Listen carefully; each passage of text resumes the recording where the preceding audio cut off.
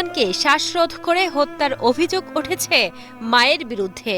10 জুলাই বিকেলে মাদারীপুর শহরের লঞ্চঘাট এলাকায় ঘটে মর্মান্তিক এই ঘটনা।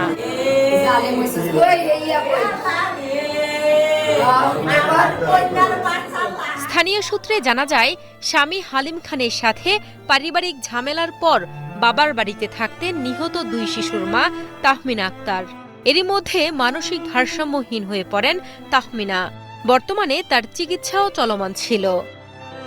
10 জুলাই দুপুরে তাহমিনার মা ছাদে কাপড় শুকাতে গেলে তাহমিনা তার 3 বছরের মেয়ে জান্নাত ও 1 বছর বয়সী ছেলে মেহেরাজকে নিয়ে ঘরের দরজা বন্ধ করে দেয়। পরবর্তীতে এক ফাঁকে শ্বাসরোধ করে 2 সন্তানকে হত্যা করে বসে থাকে মানসিক ভারসাম্যহীন মা তাহমিনা আক্তার। বিষয়টি পরিবারের লোকজন টের পেয়ে দরজা খোলার চেষ্টা করে ব্যর্থ হয়। পরে পুলিশকে খবর দিলে পুলিশ এসে দরজা ভেঙে 2 শিশুর মরদেহ উদ্ধার করে।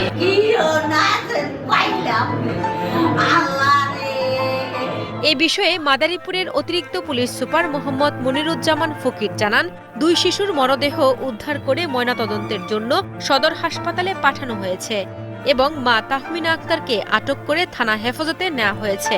ঘটনার তদন্ত করে যথাযথ ব্যবস্থা নেওয়া হবে।